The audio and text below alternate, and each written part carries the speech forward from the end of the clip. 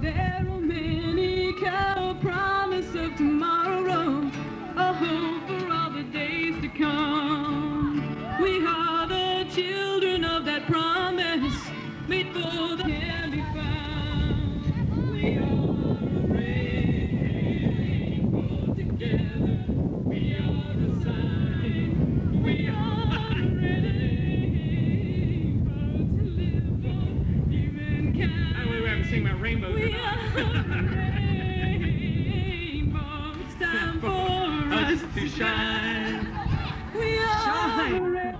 So if you see the world around us and wonder how can it be, remember we were given a promise, a hope for all the earth to see.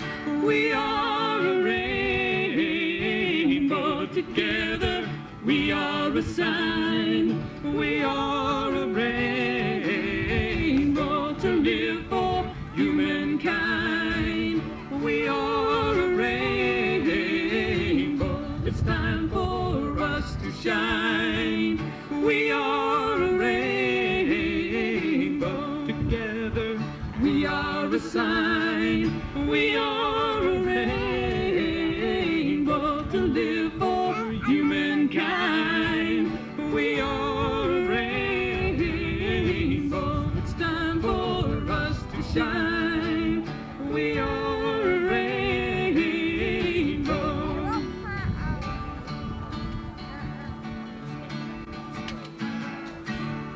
Life that I have had before. He is alive. He is alive. I'm good faster than that. He is alive. He is alive. He is alive.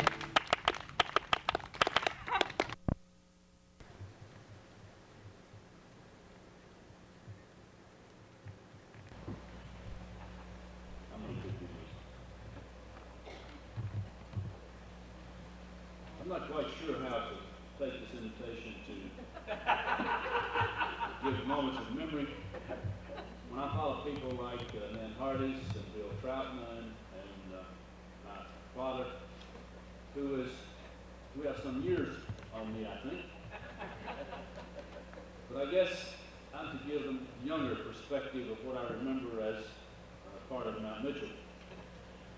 My earliest recollection, I guess, goes back to Sunday school, and the only church I remember is the old brick church which stood on this plot and next to this plot. I have no memory of the old wooden one, which I've heard so much about. But my earliest memory of that, I was in Sunday school, and the only teacher I remember, although I had numerous ones, I'm sure at that time, was Miss W.A. Sloot, who was my Sunday school teacher. And she kept me straight by threatening to tell my mother and father if I didn't behave. But she was an excellent teacher, and we spent a lot of time learning memory verses and learning the Bible. Another memory I had is a Bible school. We had Bible school back then during the week. We had it in the mornings. It ran from 10 to 12. And at the end of every Bible school, we had a picnic. And I remember vividly soggy tomato sandwiches and banana sandwiches. Always at those events. I also remember we spent a lot of time memorizing Scripture. I learned the Beatitudes. I learned to recite the Christmas story from the book of Luke. I also remember that we had cars who came by and picked you up then. All you had to do was stand outside the road, and some Remember the church came by the car and picked you up, took you to Bible school, took you back home. No horse and buggies. Later years, we could afford a bicycle, we rode a bicycle to Bible school if we lived close enough. I also remember in those days we had evening worship. Every Sunday we had morning worship and evening worship. The attendance was not fantastic, but the preacher was still expected to preach on Sunday night. And it was rather, a service was not very formal, it was an informal type service, and one of my memories of that is that my dad used to play the guitar, and he and I sang duets on Sunday night in the church. Very vivid, my memory that stands out today. I sang alto then, I could have sung in the Vienna voice choir. I can't do that anymore because later on I had a voice change and we had to drop that duet, but I couldn't reach the notes. Also, I remember being a member of the MYF. It was MYF back then. We met on Sunday evening, we met in the choir loft in that church. And we didn't have recreation, we didn't have drink machines, we didn't have beach trips. But we had some other interesting things. We had hay rides, possum hunts, and winter roasts. We had a very active group, about 18 or 20 of us participated in that. We also attended district events. And I remember some of those hay rides quite vividly, and some of those possum hunts that we had. I started singing in the choir at a very early age, and I remember singing in the choir, and I had such notable companions as Bill Hardis, who sang in the choir with me. As my voice changed, I started singing bass. We even had a quartet in the church, and I remember Bill sang bass in that quartet and I sang alto at that time before my voice changed. I also remember an older gentleman by the name of Uncle Billy Walters in that older church who sat in the corner. If you remember, he had his chair he sat in, leaned back because he couldn't hear unless he sat up on the platform with the preacher. And I could see him in my mind's eye today as he sat there during the morning worship services. I also remember the birthday jar, which Ruth Troutman has, by the way, for the history room. It was a little square jar that sat on the altar rail. And during Sunday school, then we had corporate Sunday school worship. We all came together in one assembly. And there was a time always every Sunday for anyone who had a birthday to come up and put a penny for each year of their age into that jar. I remember ladies like Miss Ida Troutman, Miss George Troutman, and others coming up and standing, Miss Ida Way standing dropping their pennies in the 60s and 70s, dropping their pennies in that birthday jar. And that birthday jar money was commission. And we have that jar, and that'll be in the history. I also remember our bath facilities. Those days, we had a 3-hole for each one and a pad down back at the church. I don't think anybody has mentioned that at started. I remember those. We had no water fountains either in those days to get water between Sunday school and between worship service. Another thing that's vivid in my mind is in those days we had shouting in the church. Not many of you young people can remember anybody shouting, but I remember a gentleman by the name of Mr. Barker who used to get happy during worship service, and he used to shout. He would run around the aisles like this, and he would shout, and he would go, yip, yip.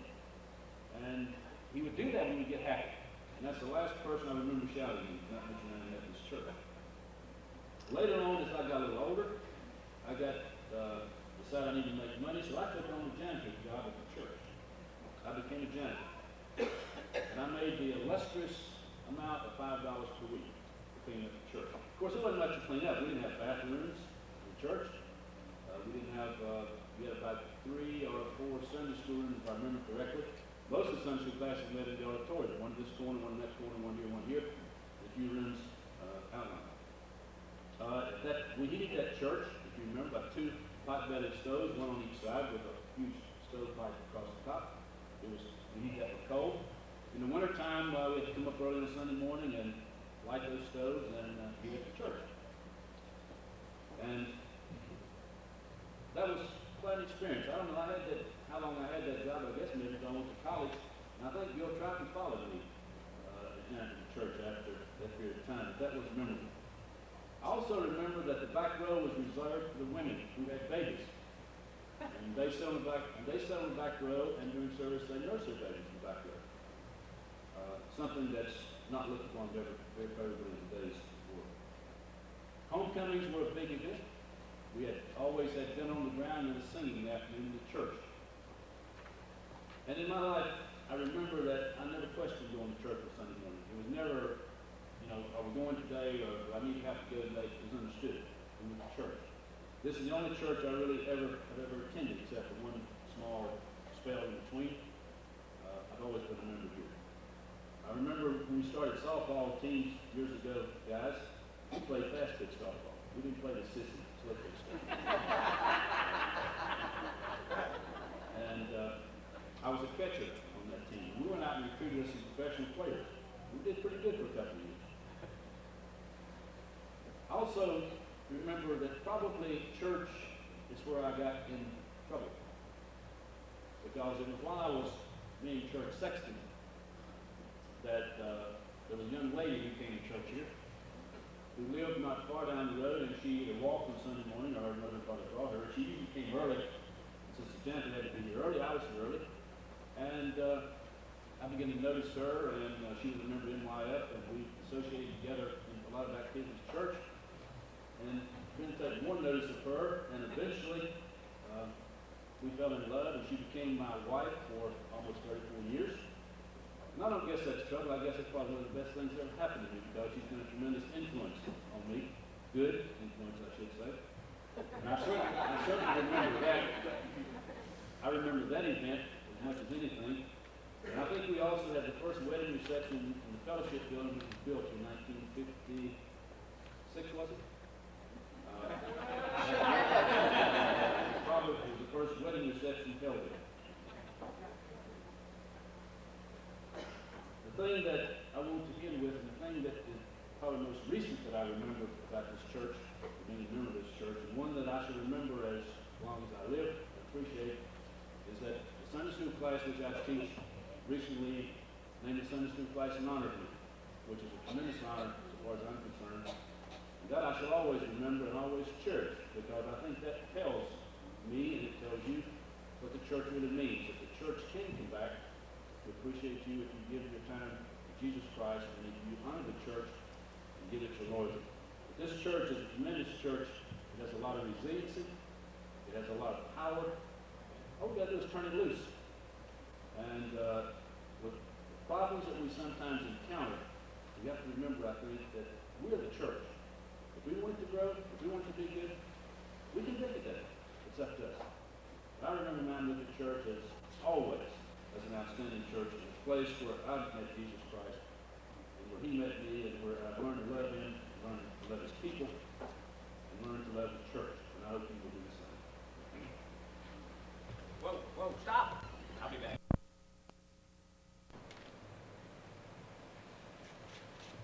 Coming up here, Bobby told me he didn't know I was old enough to know anything about me. But one day while I was standing at the sink washing dishes, which seems like I do a lot of, I started reminiscing a little bit about whenever I first started coming to Mount Mitchell. And most of my memories that I want to talk about today are when I first started in the youth group. I wish I called Rachel and told her that I was going to do this today, because I'm going to pick on her a whole lot today. The first time I remember that the NYF went to the beach, we went to Windy Hill. And the Dennises were here then at that time. And we had this little house, and I don't think there's anybody here that went that time. I was looking to see if Ruth was here. There she is. Oh no. I thought you were going to catch up with me here. But the Dennises went, and Rachel, of course, went. She talked Ruth into going. And the ones of us that went, there was Beverly Patterson and Jan and myself, and Ruth's two boys, David and Rocky, and Keith Christie and Ron Newsom. When we got down there, we just got a very small little house. And the one room that we were staying in, there was a double bed, and that's what Ruth and Rachel had. Well, there was a bunk bed, and Jan and I each had a bunk, and then we had this little rollaway bed that we had to shove in between the two for Beverly Patterson to sleep in. So I think I was on the bottom. Every night when I climbed in, I had to climb in up through the bottom of the bed to get in. And one night, and you have to remember, this is at the time when Rachel wore wigs. Does everybody remember when Rachel wore wigs? Well, one night, we finally settled down and gone to sleep, and all of a sudden we heard this terrible commotion. There was this big noise, it was a thud, and Rachel jumped up and took off into no wig, no glasses, no bathrobe. She went rushing in, and here was Keith Christie laying on the floor. He had been sleeping on the top bunk, and it was like a little den area. There was a pull-out couch that Rocky and Ronnie were in, and David and Keith were in the bunk beds. Keith had fallen out of bed on the floor. And she went running in. Of course, she wouldn't let any of those girls go in there because Keith was laying there in his underwear. And she was asking me if he was all right. She was all upset and excited. And then all of a sudden, David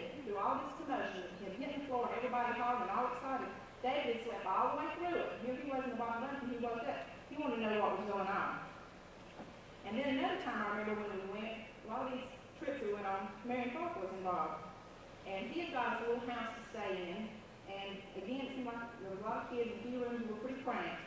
And we had one room, and I think it was Jan and Ann, and I think Regal was the other person. They were sleeping in a double bed, and Mary and I had a single bed over against the window, and Debbie Benfield and Donna were sleeping in the floor. And Lucy and Rachel, I think they were out in the hallway somewhere down the hall trying to sleep. We kidded Lucy the whole time we were there. We called her Aunt Jemima because she had this thing that she'd wear around her hair at night, and she'd tie it here, so we called her Aunt Jemima. And if you remember how Marion was, he liked to pull a lot of tricks on people. I remember the day he got Jan involved in one of his little jokes. He got her to pretend that she was sick. He told her to go in and lay on the bed, pretend she was sick. And he would call Rachel, and he was going to pull this trick on her. So he went running to tell Rachel, Jan's sick, come in here. So she went in there, Jan was on the bed, holding her stomach, moaning and groaning. How sick she was, she was thrown up, all over the place here. So Rachel goes and gets Ray to come in and clean up. But when she came in, she found out the judge, because Mary had gotten some fake vomit and put down on the floor beside the bed. And so she knew he'd pulled another joke on her. And also at this time, Mary and I decided we were going to pull a joke on the girls in our room. We got some water pistols. And that night, when everybody got settled down to bed, we had the water pistols in the bed. And whenever everybody got settled down, we stood up and we started squirting all the girls' room with water. Then we get them back under our pillows, and everybody would jerk away. What's going on? There's water all over the place. What happened? And we pretended to play dumb, that nothing had been going on. And so then everybody got settled back down again. So we did the same thing again. And they just really got shut up. Rachel was on the other end of the house yelling, everybody lay down, be quiet, what's going on in there? And they kept telling them that there's water all over everybody. They didn't know where it came from. They were so stirred up, we finally told them what we had done. And so then there was a window right beside our bed, and we were squirting water out the window to get rid of it. And all of a sudden, this boy said, would you girls go to bed? And Rachel was standing outside the window, and we were just squirting water all over her, because she'd slipped out to see what was going on. And then another time, them and I went to Garden City, and this was called the Garden City Chapel Retreat, and it had different buildings, kind of like dormitories where we could stay. Had rooms on each side, and in the middle there would be a room like where you had your breakfast, you could have your meetings and things. And I'm not a morning person. My daddy and Larry can attest to that. And Rachel would come in, and it seems like we must have eaten breakfast at 5:30 or 6 o'clock in the morning. Because every morning she'd come in, and with her beautiful melodious voice, all right, girls, rise and shine. And she'd come in and pull the covers off of you, tickle your feet or whatever, and just keep on aggravating you until you had to get up. And also, while we were there, I remember Larry telling me about this, and I don't think Chris is here. Chris used to talk in his sleep, and the guys would tell how at night he would give all kinds. He should have gotten an Academy Award for, talking in his sleep, and how he would climb the flagpole, and there were planes coming over and shooting at him, and he would die, and come down the pole, and all kinds of crazy things. So Kathy ought to keep a good eye on him. She'll probably find out a lot of things about him. She listens to him talk in his sleep. And also at that time, somehow I got put on KP duty with Ruth and GW, and we're going to make meatloaf that night. And meatloafs I made, about this big in a pan. Well, they said, we're going to make meatloaf for this 20 or 30 people. They kept piling meat out and adding all this stuff to it. And I think we had meatloaf, it was a mound about like this. Never seen such a big meatloaf in my life. And it didn't even turn out people could even eat it. And during this one big trip that we took to Garden City was one of the times that we had a close disaster that I don't think any of us that went along will ever forget. Rachel was going down this long hill, and Nancy happened to be in the car with her. And there were 3 or 4 of us and other cars behind her.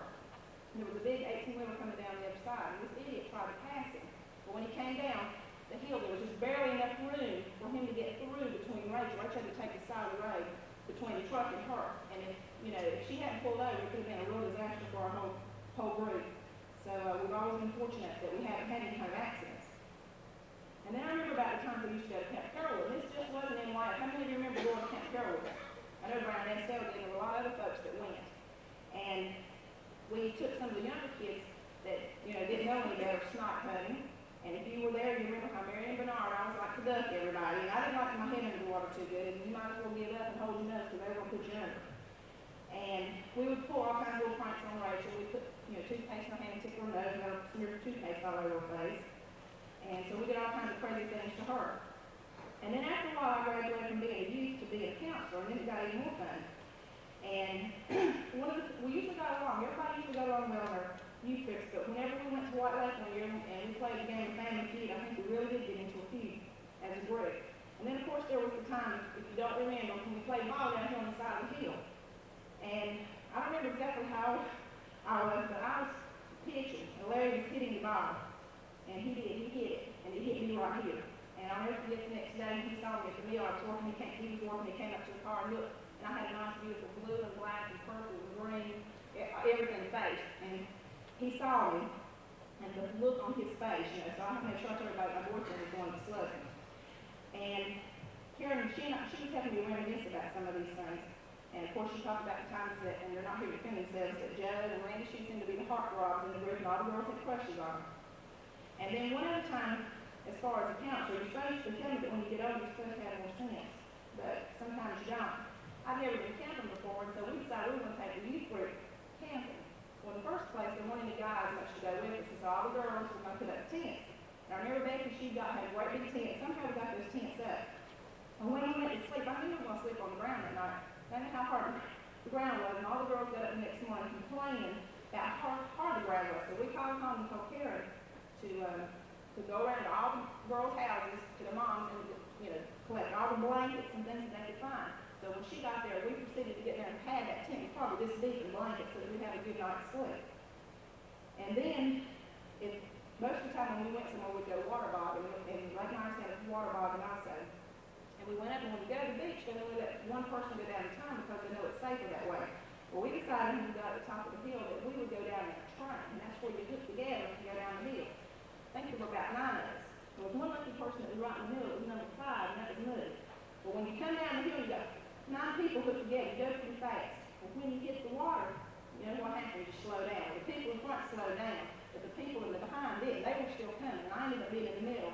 And then when they crashed in on me, then I twisted my knee. She got to go to the hospital. It was the counselor got to go.